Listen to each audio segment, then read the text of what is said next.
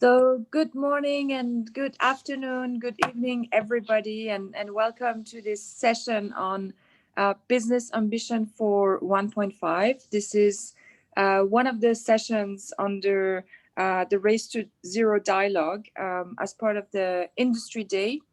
And we're joined by a very exciting panel. You'll hear soon from people from business, from civil society, from policy. But before we get started with our panel, I'm going to pass it over to the high-level champion from Chile, Gonzalo Munoz, who's going to give us the introductory remark for this panel. So Gonzalo, over to you straight off, and we'll pick it up with our great panel right after. Thank you so much, Lila, and thank you to the UN Global Compact for the invitation and the possibility of setting the room for this really fundamental conversation discussion about the business ambition for 1.5.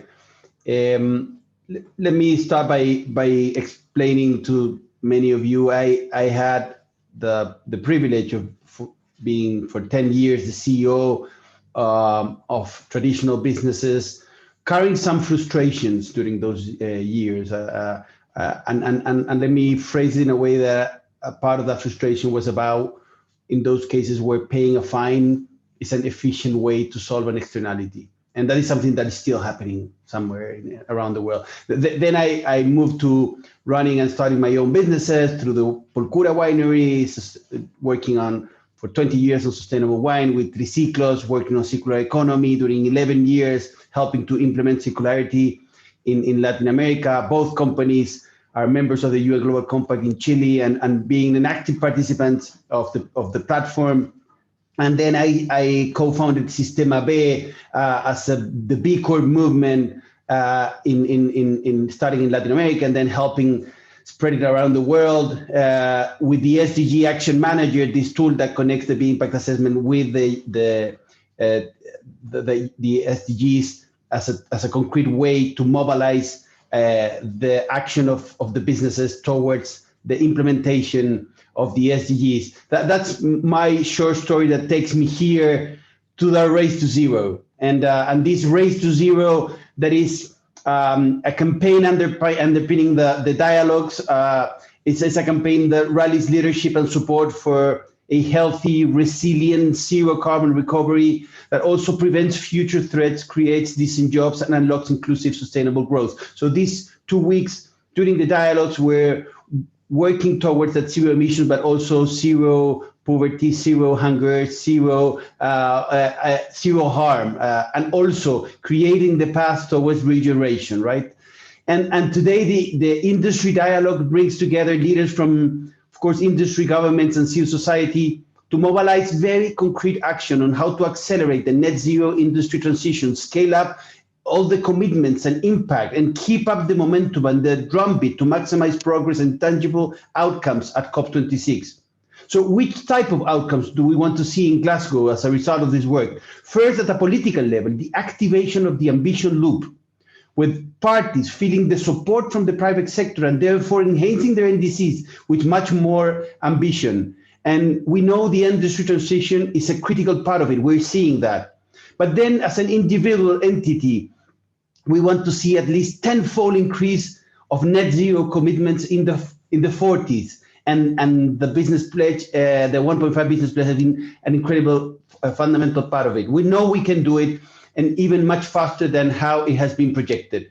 That is why I am encouraged to see major companies committed to set scientific, verifiable emission reduction targets aligned with a 1.5 degree future through the Business Ambition for 1.5 degrees campaign that is so clearly presented here today. Business Ambition for 1.5 that asks companies to set science-based targets at the highest level of ambition for a net zero future.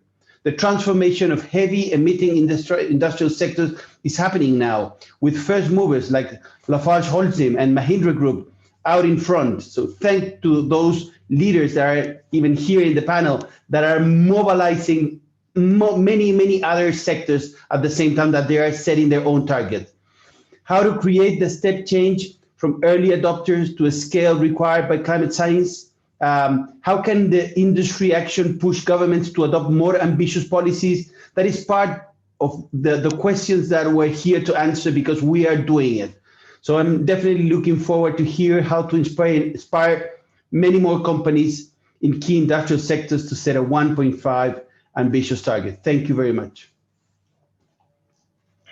Thank you, Gonzalo. And we know you're busy with the dialogues happening at the moment, and you're going to stay with us for a couple of more minutes. I would encourage all the participants on the line to please type your questions in the Q&A box. And perhaps there are questions for Gonzalo. There might be questions as we go through the panel. I'm going to introduce our great panel now. We have 4 people with us today, and I'm going to ask each of you to introduce yourself in a minute or so people know what your background is and where you're dialing from today in the world. First, we have Magali Anderson. She's the Chief Sustainability Officer for LafargeHolcim. Then we will have Mr. Anirban Ghosh, Chief Sustainability Officer for Mahindra and Mahindra. Clara de la Torre, Deputy Director General for Climate Action at the European Commission.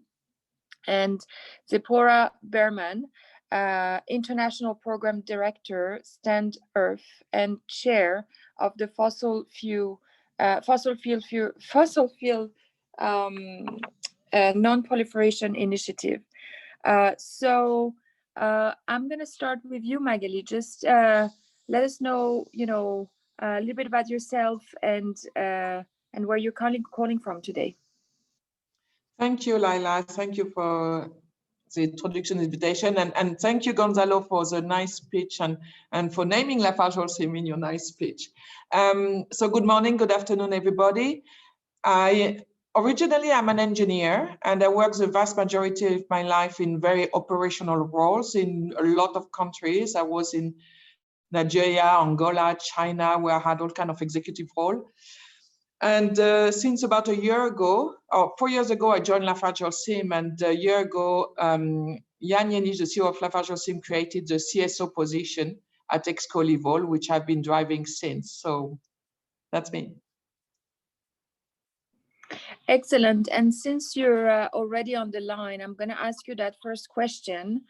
LafargeHolcim is one of the largest cement producer in the world. And about a few weeks ago, you announced your commitment to business ambition for 1.5. So here's a very simple question. How did you do it, considering the difficulties in the cement sector, and what have you learned from that experience? So yes, extremely exciting time. I'm very, very excited that we could join Business Ambition for 1.5. And we could announce it at the opening of the New York Climate Week, which was another exciting time. But the reason I think we could do it is, as I said, Jan Jenisch, our CEO, decided to create that CSO position at executive committee level. What that actually means, it means that you now put sustainability at the heart of the decision-making of the company. So I'm part of, sustainability is as part of any strategy discussion, any investment discussion, et cetera, et cetera. And that made a huge change. Of course, it was supported by the board, so there was a full top management support. But then we agreed that a step change was not going to be enough, that we were in such a crisis, not we, LafargeHolcim, but the world in such a crisis, that we had to go for a revolution. You know, I'm French, so I know everything about revolutions. And to do that, the only way to do it is really to go for something as drastic as signing the business ambition. But we were not going to do it like that. It was not going to be just a signature, right? It had to be backed by science. Again, I'm an engineer. It had to be backed by SBTi target. It had to be coming with a true action plan. So the first thing I did when I got in the job was to get the 100 experts we had in the company, from the countries, from the innovation, from the process, from everywhere, and got everyone to work together and get everyone's buying, which actually was quite easy, because I think people in companies look for a purpose, they want to be part of this type of adventure. And I think a lot of people maybe underestimate how much the employees are pushing us to do it. So that's how we did it. It was a tough journey because we had a lot of roadblocks, again, not from our people, but I'll just give you a quick example. The actual roadmap did not exist. So we had to work with SBTI to define the 2030 target, which again did not exist. And we're now partnering with them to define the rest of the roadmap all the way to net zero. And but I think we were all going there with a spirit of there is no obstacles, there are only solutions and opportunities. Thank you. That's a great spirit, and welcome to the Science-Based Targets initiative again. And hopefully many more companies from your sector will join as well, particularly now that the roadmap is in place and much more to come around net zero on that as well. So I'm going to move to you, Anirban, from Mahindra, and same thing, if you could please introduce yourself and let us know where you're calling from, and then I'll have perhaps a question for you as well. Thank you, Laila. I'm Anirban Ghosh. I'm the Chief Sustainability Officer of the Mahindra Group. It's a federation of businesses from 20 industries based out of India. The diversity of industries is such that we can step into almost any sustainability conversation that there is. So making automobiles to agricultural tractors to finance, software, construction, and holiday resorts, some of the business to name a few. I'm speaking to you from Calcutta in India. This is my hometown. I'm usually based out of Bombay, but thanks to COVID, work from anywhere, I'm quite happy to be back home working. Mm-hmm. Great to hear from you and to see you, Anirban. We worked together with you and Mahindra back already in 2018 during that big California summit on climate change to get 100 companies to commit to science-based targets. Can you tell us about what you've learned from this campaign, and how do you think we can get from some of the early adopters on science-based target to a wide adoption of companies, and especially at the speed that is required to fight climate change? The two biggest learnings on the journey have been that science-based targets make environment sense, and everything you need to do to achieve science-based targets make business sense.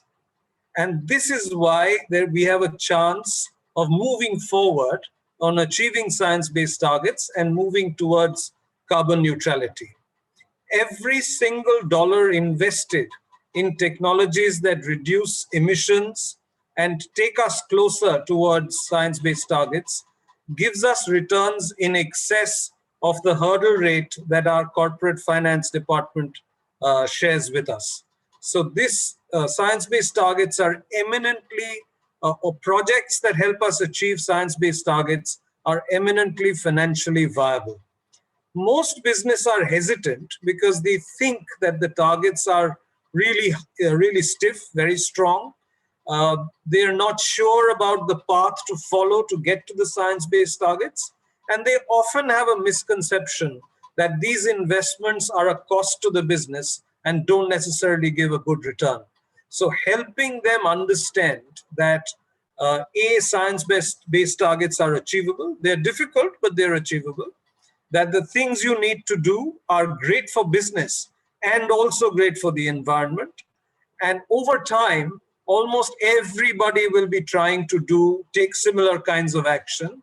And therefore, in the interest of the business itself, they should pursue science-based targets and move towards carbon neutrality, because it will make the business more competitive, more resilient, as those of us who have embraced the path have found out.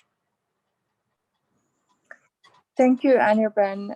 Yes, the targets are ambitious, as they should be. They just reflect what science tells us is needed for the level of decarbonization required to reach the Paris Agreement and stay within the boundaries of 1.5-degree warming.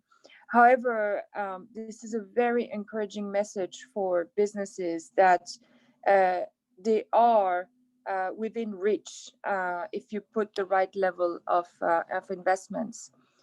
I'm going to move to Zipporah Berman, and same thing. Please tell us about where you're calling from and a little bit about yourself and your organization, please. Thank you so much. I'm calling from Vancouver, British Columbia, Canada, which is I'm on the unceded territory of the Tsleil-Waututh, Squamish, and Musqueam First Nations. It's 4 a.m. here, so bright and early. I have, my background is I'm an adjunct professor at York University in Canada, but also I've been designing environmental and climate policy and advising governments and corporations for the past 30 years, and also designing environmental campaigns, advocacy campaigns with Stand.Earth, an organization that I founded, and many other organizations, campaigns that have focused on encouraging corporations in lots of ways to take stronger targets. So I'm really excited to be a part of this conversation. Amazing, and thank you for joining us basically in the middle of the night for you. I'm always very impressed by campaigners and activists on the level of energy that you're putting into getting the change that is required. So actually a question for you. For the fossil fuel industry, specifically, since I think this is the focus of your work, with the level of investments that are going on for the medium to long term, what is the finding, the recommendation, some of the learnings you have to avoid being locked into a pathway that is dependent on fossil fuels? How can we do that? It's a really important question, and I think for this conversation, it's important to note that companies can play a key role in that issue. So companies need to lead by cutting their own emissions, but also, as we know, and as we heard this morning already from Gonzalo, by engaging and what did you call it? The ambition loop, by lobbying for stronger actions by governments. We need to avoid being locked into pathways that are dependent on fossil fuels. But in order to do that, we actually need to address the cause of the problem, which is fossil fuel production. The bottom line is that no company or country at this moment in history can do it alone. Both need to be working together to reach agreements that both limit emissions and the production of fossil fuels. And for years, we've been measuring and talking about emissions, but not about production. We've focused on the demand side of the problem and not the supply side. And last year, the first ever production gap report by the UNEP and Stockholm Environment Institute and others showed us that we're currently on track to produce and supply 120% more fossil fuels than would be consistent with a 1.5C pathway. We know that fossil fuels account for 75% of global carbon dioxide emission. And so even if global coal use were phased out overnight, if cement emissions were drastically reduced, carbon emissions from oil and gas in already operating fields would push the world beyond 1.5. So while companies are working to decrease demand and limit emissions and build out solutions, what we see is that the fossil fuel industry, in many instances with support of our governments, are spending billions to build out more fossil fuels. And we just have to look at the spend during the pandemic. Even while we're all working so hard to address the global pandemic and build back better, we know from the Energy Policy Tracker that G20 countries have spent 54% of all stimulus money on fossil fuels. That's 249 billion just since March. What would the world look like if that money had gone to companies committing to building a pathway not dependent on fossil fuels? And that's why a number of academics and climate policy experts and advocates have come together to advocate for a new idea, a fossil fuel non-proliferation treaty, to fast track bilateral and multilateral solutions to avoid lock-in. Companies could endorse that, But regardless of whether they support a new treaty, we need companies to be encouraging ambitious action and advocating for the spends and infrastructure we need for solutions. And honestly, we know that incumbents have spent billions rolling back climate policy. Just look at the data from Influence Map, over $1 billion spent since Paris, just by the oil majors on lobbying to reduce climate ambition.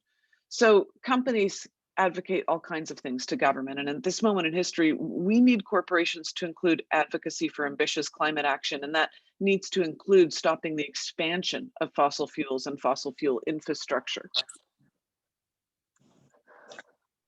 Thank you for the response, and we'll get back on this question of ambition loop. Actually, I'm going to move to Clara de la Torre from the European Commission. And Clara, same thing. If you could just let us know where you're calling from and a little bit about yourself.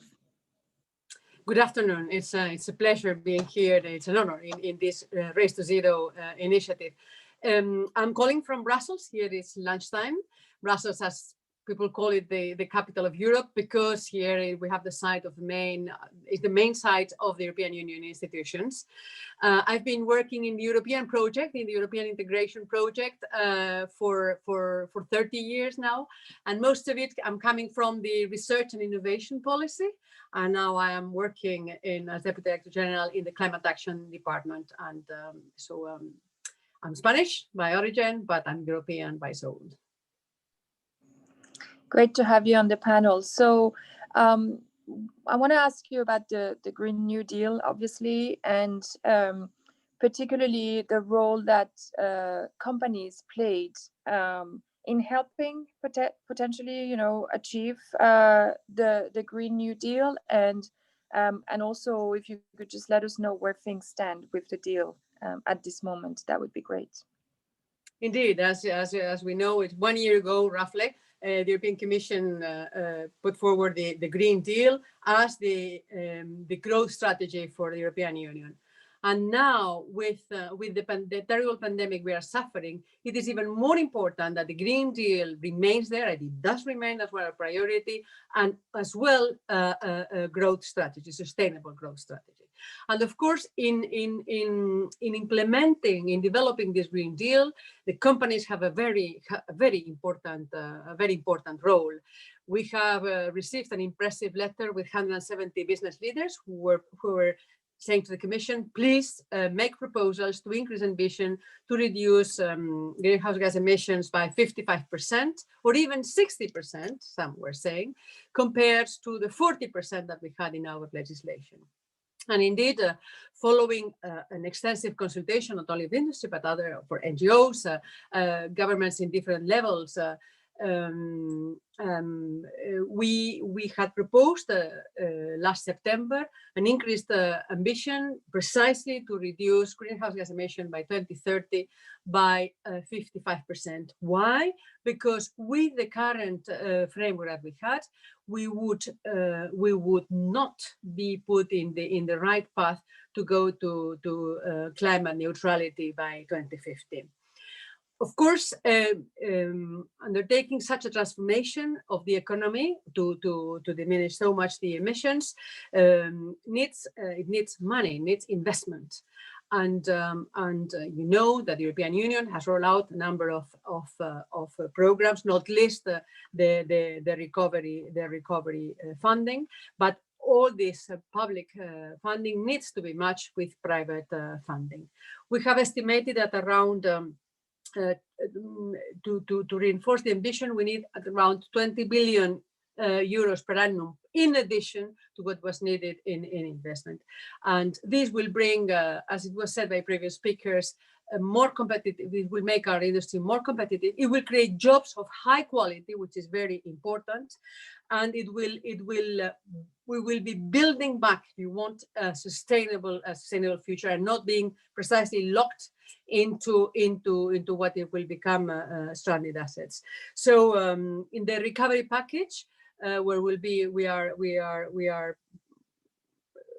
are 0.85 trillion euros that are being put on the table for 30%, 30% of this investment has to go to climate-related investment, and the rest of the investment has to absolutely follow the do not harm principle. So we are going to emit also green bonds, and therefore this transformation and the good absorption of the public resources that are being put on the table cannot take place without industry. And we're very glad to have so many, for example, today, advanced and pushing in the noble sense of the word industry to go ahead for a better future. Great, Clara. And in terms of the role that industry played in achieving the Green New Deal and helping with its rollout, have you seen examples of what we call this ambition loop of progressive companies asking for more progressive policy, and in turn progressive policy favoring companies? How was your engagement with business, or how is your engagement now that the deal is in place with business and industry? And do you still see resistance? Does it come to you? How do you detect the level of engagement by companies? As in any policy choice, you have always those that say this is not enough, and others that say this is too much. We have made our proposals and our policy based on science, as luckily all of us. We have done it also on the basis of a very in-depth impact assessment, as we call, which we have published. And those of you that would like to see the details of how things can work here and there, I invite you to look at it. This analysis, and we have gone in consultation, as I was saying, with industry, NGOs, local governments, etc. And all this put together has shown to us that it is possible, is technologically possible and economically feasible to reach this higher ambition that we have put forward. So I see more and more European companies, also companies in the rest of the world, that are engaging in new investments, in sustainable investments, and we are about to launch what we call the Climate Pact. The Climate Pact is an initiative which will precisely give the voice and a role to beyond the legislation that the public sector is putting forward, and everybody will have to comply with it, that goes without saying, but to go beyond that, to launch a new wave of actions. We are launching next month the Climate Pact, and we expect that all this ambitious, modern and responsible part of business, which is quite a big one, will undertake pledges and commitments under this Climate Pact, and will bring with them new partners to engage in the more sustainable future. Of course, we are also regulation. We're putting, as I was saying, money, the Climate Pact, and we are doing this sustainable finance plans with the taxonomy, which will help guide, give clear signals to business on where are the fields where their investments are better in synchrony with political priorities. Thank you, Clara. And I'm going to go to the two companies on the panel, starting with Magali from LafargeHolcim, to hear about the advocacy efforts from your company on climate. How have you managed that? What has happened?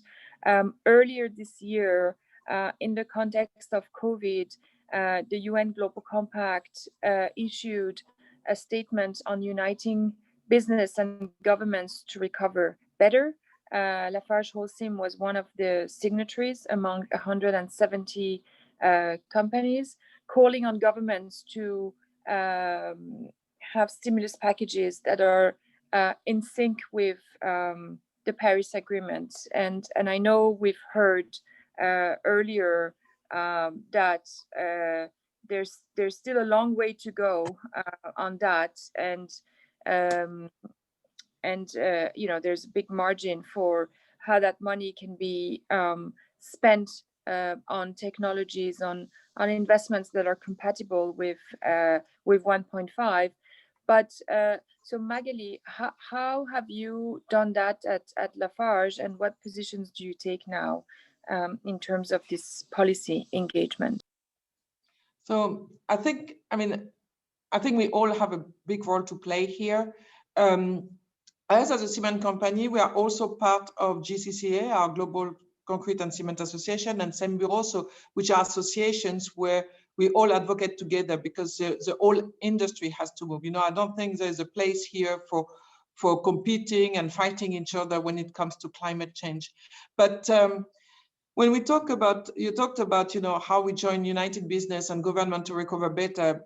There is an hashtag that I like particularly, which I think that applies a lot to us, which is hashtag Build Back Better, which for the building industry is actually made for us, I think. And I think it would be criminal to miss that opportunity. It's a perfect storm. You have the crisis, you have the awareness, you have the policymakers who want to do things, you have the EU Green Deal. I mean, it's a perfect setup. If we miss it, that would be really criminal. But it has now to move into actions. And there's a lot of things we can do. In our case, for example, we are developing all the green products, which are low concrete product or with high recycled content. But a lot of the reconstruction or a lot of the recovery we go through increase of infrastructure building. I would like all the infrastructure tenders coming up with a low carbon requirement on the product we do, because that would favorize people like us who are making a lot of effort and innovation doing it. If I think, I will just give you a very quick example. I said earlier I was French, but I forgot to say I'm actually based in Switzerland.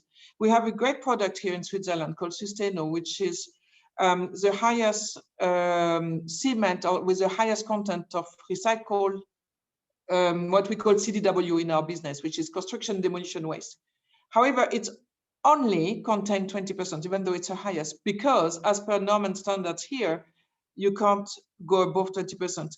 And I'm certainly not fingerprinting Switzerland, because they're a great country and going forward in terms of all these norms and legislations, but maybe it's a time to sit with science people to really figure out, is 20% based by science? Is it an old norm that was done in a time where maybe we didn't know as much as we do now? So how do we push that? How do we create this construction demolition waste virtual value chain where we could put it back? Because, concrete is an incredible product that goes from cradle to cradle, and not cradle to grave, cradle to cradle, because once you have done everything you could into designing a better building to make it lower CO2, or designing a better infrastructure, what you have done, everything you do to refurbish, and there is a program that now from the EU that just came out, which is, I think, really good, because we need to maintain those buildings as long as we can. There's a moment where you have to demolish it. And that demolition, we use that waste and put it straight back in our cement or in our concrete. So encouraging that loop, incentivize people who are doing that loop, people who are using low carbon product. I think that's where it should go. And maybe I will just finish on something. With our traditional levers, and Anirban touched on it earlier, we are clearly able, with good business sense, to lower our CO2 footprint, and lowering that will make Sephora happy, lowering our fossil fuel dependence by replacing our fossil fuel by waste in our kiln, etc., etc. So we can do all of that, and we will reduce our CO2 a lot. But there will be a moment where we will need carbon capture. And carbon capture, we are talking something else here. We're talking another dimension when it's about cost and everything. And if the infrastructure of carbon capture is not developed in the next decade, I think it will be very complicated for a lot of companies to continue going forward.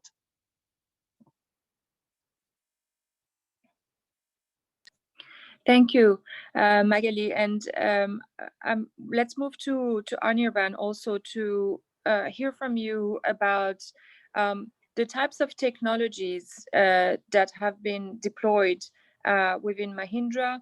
There are questions coming from the audience, and actually for the two of you, Magali, we can come back to you also later. One question is, as part of your commitment, do you have the technologies already in place and to be deployed? And can these technologies be also used by other players in your sector? What are some examples of solutions and new types of technologies that you have put forward to be able to stay within the 1.5 boundaries? Thank you. Yes, of course, there are technologies available. In fact, there are many technologies available which we are yet to adopt at scale. And we must go forward and do that instead of waiting for new technologies to come. Some examples of technology adoption that we've done in our factories and our resorts is all lights are now LED. And when you look at the numbers, you'll be astounded by the amount of emissions that one saves by changing the lighting from incandescent to tube to CFL to LED in a very large organization. Other than lighting, air conditioning can be done in a much more efficient way now. If your air conditioner is more than 5 years old, maybe, then a new air conditioner will cut per unit cooling costs by 30 to 40% straight away. And that is just an average number that I'm speaking about. If you look at the customized solutions available, you might do even better than that. We've learned in recent times that electric motors have gone through a revolution, and that electric motors are one of the largest consumers of electricity in any industrial factory. So we've already replaced more than 1,500 motors in our factories over the last couple of years since we discovered the solution. These are just some examples. You know, in almost any factory, you will find, or why just a factory, in a hotel, in a resort, you will find that in some places we are spending energy to generate heat for use. And at some other place, heat is getting produced as a byproduct of some other process and getting wasted. So if you have heat recovery systems in place, there are very, very large energy savings that are possible. These are the steps which have helped us double energy productivity in as little as 4 years' time in one of our factories. These are very high yield, high impact initiatives that are possible to implement in factories around the world. So these solutions exist. Yes, more solutions will come. Renewable energy will become cheaper, storage will become better. We will be able to reduce our emissions and carbon footprint even more by looking at solutions like that. In the space of advocacy, there's been a wonderful new development in India. The Indian government has reached out to industry with a pledge asking the industry to work with the government to achieve the NDCs and perhaps go even further. And many of us have signed up to that and said, yes, we will become carbon neutral. We have specified the timelines that seem reasonable to the business, but they are all between 2030 and 2040. So the large industry in India has come together with the government and is working towards the 1.5 degree path. And this is just a start. While 25 large organizations might sign up, I don't see why this will not go to the 500 or 1,000 largest organizations of the country responsible for most of the emissions that there are.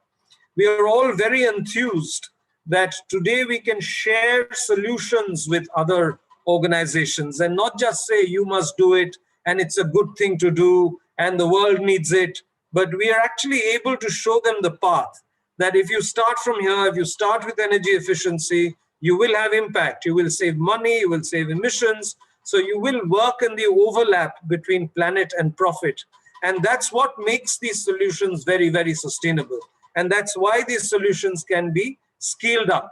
If they were not economically viable, then scaling up the solutions would always be a challenge. But thankfully, there are many, many economically viable solutions that are available. In this journey, just as we walk the talk, it is important to talk the walk as well, because then you can take people along with you. And we definitely believe in all of this at the Mahindra Group. Great. Thank you, Anirban. And Magali, just quickly to close the loop on this question of technology and questions coming from the audience.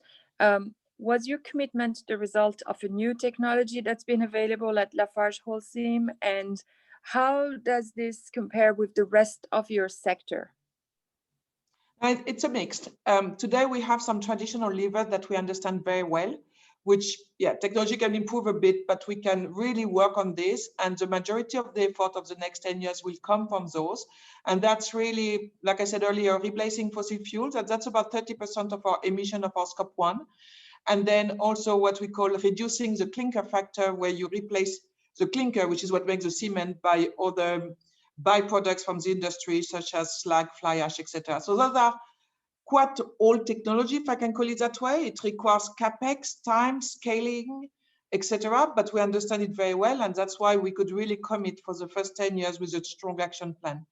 Then there's innovation, novel cements, replacing cements by something else, because limestones that make the cements, when you burn it during the process, it's what emits the other 60%, 60-70%, and that's why novel cement is important. So today we spent about 50% of our R&D in low carbon solution. Almost 50% of our IPs are also on that domain, and we reach out to a lot of startups, and because we think that innovation will not only come from, you know, those good old guys who have been doing that for the last 30 years. We also need all these new startups coming with new ideas. We've done hackathons. You know, if you had told me a year ago that hackathon could go with cement, I don't think I would have believed it. We look at 3D printing. So the innovation is incredible and coming, but I think it's important to do both, because there is a little bit of a risk. I hear that a bit too much. You know, innovation will solve our problems. So we can all relax and continue doing what we've been doing for the last 30 years and let innovation do their part. And I think it's important to have a real good mix of both. And of course, I mentioned carbon capture earlier. So once we would have pushed those levers and we'll be left with carbon capture, we need not only infrastructure, but innovation, because we need to make it scalable. Unfortunately, in the cement industry, you know, one cement plant is about 1 million tons of CO2. So to have the technologies that captures it, we need to find the right usage cases. We need to find all the storage cases, and it needs to be at a price that will make it acceptable. So there is huge potential for innovation. But again, let's not wait for innovation. We need to start running right now. Leela, if I may, Please. We've given you our independent answers, but there are some solutions which actually Leela's company is helping us implement. A lot of our wastes go to the cement kilns and get incinerated sustainably there. If they did not go to the cement kilns, they would go to landfill and there would be methane emissions. So this collaboration between cement plants and many factories from many industries is actually helping keep emissions down. And the wastes are proving to be an alternative source for energy for the cement plants. So I'm hoping there'll be many, many more such collaborations in the future. And that reminded me, Leela, sorry, I forgot to answer the second part of the question about the rest of the industry. So GCCA is a Global Concrete and Cement Association. We are all in it. We have something called Innoventi, where we do innovation together. I am the co-chair of the Vision 2050 for the industry. So we do work together. I think the entire industry is fully aware of the fact that we all have to move in there together. That's a great message. I mean, you know, a couple of things that I hear you mention. One is that we do have the technologies and the solutions in place already. Two is that efficiency measures still need to be deployed at large scale, and that could be a big part of the solution as well. And then three, the absolute need for collaboration, cooperation across sectors, within the sector, and that can get us a long way as well. Zipporah, I'd like to move to you now to hear about your approach to transparency transparency and accountability. I mean, you mentioned a couple of figures, and you referenced influence map and statistics coming from other sources on the current state of decarbonization, including these new levels, these new investments with the stimulus packages. My question is, where do you, which sources do you use essentially? How do you dig into all this amazing amount of information that is out there, to base to get your facts right? And what's your approach to transparency and accountability, particularly in relation to commitments made by the private sector? Maybe a complicated question, but it's a big question. if you see what I mean, I'm trying to understand the approach that an organization like yours can have around accountability and transparency, generally speaking. Yeah. It's in part why for all of these commitments, the devil is in the details, and that can really, while net zero and the commitments that we're seeing for net zero by 2050 are so important, it can really also mask a lack of action in the short term. It can mask emissions increases.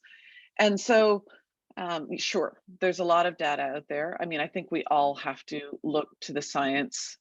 We have to look to the IPCC report that has been, now vetted and signed off on by the majority of the world's governments, to really understand what needs to be done today. And I think part of the issues around accountability and transparency are around reporting. And so there are reporting and accounting loopholes in reporting GHG emissions. And there are, to a certain extent, still some lack of standards on what net zero or carbon neutral means. And it can give the appearance of faster progress when in fact, actions to phase out fossil fuels and decarbonize are actually being postponed. And in some cases, net zero commitments can actually hide growth in emissions, much bigger growth than usual. Look at Amazon, for example, and the climate pledge. So I think there are two critical issues we need to look at in this conversation. And one is how the concept of net zero by 2050 can actually be used as greenwash if it provides enabling the expansion of fossil fuels, and if it provides kind of cover for not having short-term action. It was, I'm really glad to hear on this panel the importance of 2030, because we can't afford to have a 2050 goal without meaningful action in the shorter term. So I think that's really important. But I think the second question is around the framing of net. So most net zero plans actually involve fairly vaguely written plans with loopholes that allow emissions to keep rising in the short term. We've talked here on this panel about carbon capture, and these technologies are incredibly important, but they're currently being used to justify fossil fuel expansion. We need to get to zero and then beyond. That's actually the science around net zero. And I think there's a shocking number of government and corporate net zero targets that actually assume vast adoption of this technology, vast new tree plantations, for example, especially in global South countries. Technologies like direct air capture, carbon capture, and storage adopted at a scale that is unrealistic, let alone the BECCS and land capture. The assessments right now are that there's simply not enough land available on the planet to accommodate all the current combined corporate and government plans for offsets and BECCS. And then one last point I'll make is that right now we have fairly loose GHG standards that leave the door open to kind of renewable based greenwashing as well. We need a global transition to renewable energy. We know that, and it's really positive that companies are signing up to 100% commitments. But again, the devil is in the details. 100% renewable energy commitments by corporate leaders such as Apple and Google and Facebook, those had a huge impact in driving the deployment of large-scale renewable energy projects across their operations, and then increasing in their supply chain, displacing additional demand for fossil fuels. Also opening monopoly electricity markets to create pathways for corporations to purchase renewables directly. But I think we're seeing that corporate leadership is increasingly being undercut due to a loophole in Scope 2 reporting standards, which allow companies to kind of adjust Scope 2 GHG emissions based on the amount of renewables that they purchased. And so while this is helping incentivize corporate renewable energy procurement, the problem lies in that companies dramatically reduce their GHG emissions on paper, but then just purchase unbundled RECs, and that's a massive problem. So I think there's a major threat to short-term decarbonization efforts that could significantly undermine the leadership from those companies who are deploying or purchasing renewable energy to actually power their operations. And so I think it's really important that we address that, and also it's really important that SBT excludes the use of offsets for meeting SBT targets, because again, we actually need net zero to, first of all, reduce emissions to get us to zero, and then beyond. And so we have a lot of work to do to ensure better transparency and accountability in these conversations. Sure, thank you for the overview. And on the part of SBTI, the Science Based Target Initiative, I'll mention just quickly two things. One is that we recently produced a paper on the definition for net zero and what is acceptable in terms of level of decarbonization before offsets can be used. And second, I'll mention also that within the targets for 1.5 degree, there are milestones that are within the short-term time frame. So within 5 years, within 10 years, before you get on a path to net zero for 2050, and that's absolutely critical for companies that are committing to the 1.5 degree target to have this target within the 5-year time frame, so that there's no sort of increase in the meantime until we reach net zero by 2050. So in the interest of time, I know we have 4 minutes left. I would like to ask each of the panelists for a closing statement, perhaps 1 minute or less. And let's start with Clara, since we heard from you from the beginning, and we had a couple of questions from you, but let's do in that order. Clara first, and then perhaps Magali, Anirban, and then Zipporah. Thank you. Indeed, the wish list would be very long, but let us sum it up in a way very similar to which Gonzalo opened this. Is that we need before COP26 an exponential curve of credible, and I come back to what Ms. Berman was saying, credible, so verifiable commitments, net zero commitments, which are based on science, and that are coming from non-state actors and governments as well worldwide. So a huge amount of pledges and realistic commitments, credible commitments. Thank you. So I will be very short. I will say collaboration, collaboration, collaboration. Collaboration along the value chain and our industry, collaboration across all industries, and collaboration with policymakers. If we could achieve that, I think we would be in a much better world, much faster.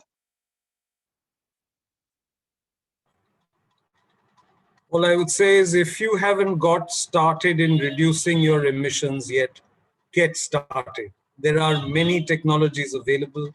You will discover, like we discovered once we started, that much more is possible than you originally think is possible. So get started and work to reduce emissions. Don't work to manage numbers in emissions, because that is of no use at all. Don't waste your time. Don't waste everybody else's time. Get started, reduce emissions. You will become a better business going forward.